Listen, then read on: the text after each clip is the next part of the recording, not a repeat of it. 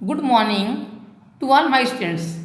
आज हम आपको क्लास 7 हिंदी व्याकरण चैप्टर 10 सर्वनाम के बारे में बताएंगे। जो शब्द संज्ञा के स्थान पर प्रयोग किए जाते हैं उन शब्दों को सर्वनाम कहते हैं। सर्वनाम के 6 भेद होते हैं। पहला पुरुषवाचक सर्वनाम, दूसरा निश्चयवाचक सर्वनाम, तीसरा अनिश्चयवाचक सर्वनाम, चौथा संबंधवाचक सर्वनाम, पांचवा प्रश्नवाचक सर्वनाम, छठवां निजवाचक सर्वनाम। नीतू ने नीतू के पिताजी से कहा, पिताजी कल से नीतू की परीक्षा शुरू होने वाली है। अब नीतू रोज देर तक पढ़ा करेगी, तभी तो नीतू की परीक्षा में अच्छे अंक मिलेंगे। उपर्युक्त वाक्यों में नीतू शब्द कई बार आया है। इसके बार बार प्रयोग से वाक्य सुनने में अटपटे लगते हैं। इन वाक्यों को यदि निम्नलिखित ढंग से लिखें तो पढ़ने भी सरल और अच्छे लगेंगे। नीतू ने अपने पिताजी से कहा, पिताजी कल से मेरी परीक्षा शुरू होने वाली है। अब मैं रोज देर तक पढ़ा करूँगी, तभी तो मुझे परीक्षा में अच्छे अंक मिलेंगे। स्पष्ट है कि अपने, मेरी, मैं तथा मुझे शब्दों का नीतू के स्थान पर प्रयोग करने से वाक्य में सुंदरता का समावेश हो गया। नीतू शब्द संज्ञा है। नीतू अर्थात उस संज्ञा के स्थान पर प्रयोग में आने वाले सभी शब्द जैसे मैं, मेरी और मुझे सर्वनाम हैं। अब सीखें, जो शब्द संज्ञा के स्थान पर प्रयोग होते हैं उन्हें सर्वनाम कहते हैं। सर्वनाम के 6 भेद होते हैं। सर्वनाम भेद: पहला पुरुषवाचक सर्वनाम, मैं, तुम, वह। दूसरा निश्चयवाचक सर्वनाम, यह, वह। तीसरा अनिश्चयवाचक सर्वनाम, कुछ, कोई। चौथा प्रश्नवाचक सर्वनाम, क्या, कौन। पांचवा संबंधवाचक सर्वनाम, जो, जैसे। छठवां निजवाचक सर्वनाम, आप, स्वयं।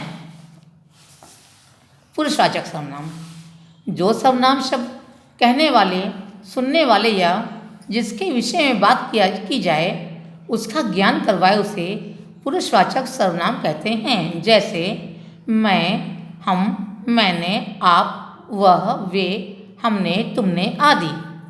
पुरुषवाचक सर्वनाम 3 प्रकार के होते हैं। का उत्तम पुरुष, बोलने वाला, मैं, हम। पहला, मैं कल विद्यालय नहीं जाऊंगा। दूसरा, हम मैदान में खेलेंगे। इसमें मैं और हम उत्तम पुरुष सर्वनाम हैं। खा मध्यम पुरुष, सुनने वाला, तुम, आप। पहला, तुम खाना खा लो। दूसरा, आप चाय पिएंगे। इस वाक्य में तुम और आप शब्द मध्यम पुरुष सर्वनाम हैं। गा अन्य पुरुष, अन्य व्यक्ति जिसके बारे में बात हो, वह, वे आदि। पहला, वह मेरा भाई था। दूसरा, वे कल आएंगे। इन 2 वाक्यों में वह, वे शब्द अन्य पुरुष सर्वनाम हैं। जो सर्वनाम शब्द या दूर की किसी निश्चित वस्तु या व्यक्ति के बारे में बताए वह निश्चयवाचक सर्वनाम होता है। यह निश्चयवाचक सर्वनाम है। जैसे यह, वह आदि। पहला, यह मेरा घर है। दूसरा, वह मीना की पुस्तक है। इसमें यह और वह निश्चयवाचक सर्वनाम हैं। तीसरा, अनिश्चयवाचक सर्वनाम, जिस सर्वनाम शब्द से किसी निश्चित वस्तु या व्यक्ति का बोध न हो उसे अनिश्चयवाचक सर्वनाम कहते हैं। जैसे कोई, कुछ। पहला, दूध में कुछ गिर गया है। दूसरा, बाहर कोई बुला रहा है। इन दोनों वाक्यों में कुछ, कोई शब्द अनिश्चयवाचक सर्वनाम हैं। प्रश्नवाचक सर्वनाम, जिन सर्वनामों का प्रयोग प्रश्न पूछने के लिए किया जाए उन्हें प्रश्नवाचक सर्वनाम कहते हैं। जैसे कौन, किस, कहाँ, क्या, कहाँ आदि। पहला, तुम कहाँ रहते हो। दूसरा, मेला देखने कौन जाएगा। इन वाक्यों में कहाँ और कौन शब्द प्रश्नवाचक सर्वनाम हैं। संबंधवाचक सर्वनाम, वाक्य में आए संज्ञा तथा अन्य सर्वनाम के बीच संबंध बताने वाले सर्वनाम संबंधवाचक सर्वनाम कहलाते हैं, जैसे जो, जैसा आदि। पहला, जैसा करोगे वैसा भरोगे। दूसरा, जो सोता है सो खोता है।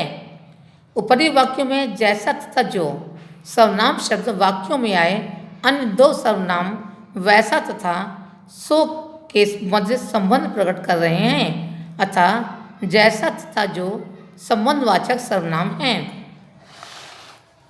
निजवाचक सर्वनाम, जिन सर्वनामों का प्रयोग बोलने वाला या लिखने वाला अपने लिए करता है उसे निजवाचक सर्वनाम कहते हैं, जैसे स्वयं, अपने, खुद आदि। पहला, आप स्वयं चलकर देख लें। दूसरा, मैं इस कार को अपने आप कर लूँगा। इन दोनों वाक्यों में आप, अपने आप ये दोनों शब्द निजवाचक सर्वनाम हैं। विशेष, संज्ञा शब्दों की भांति सर्वनाम शब्दों के भी एक वचन तथा बहुवचन रूप होते हैं, जैसे एक वचन, बहुवचन।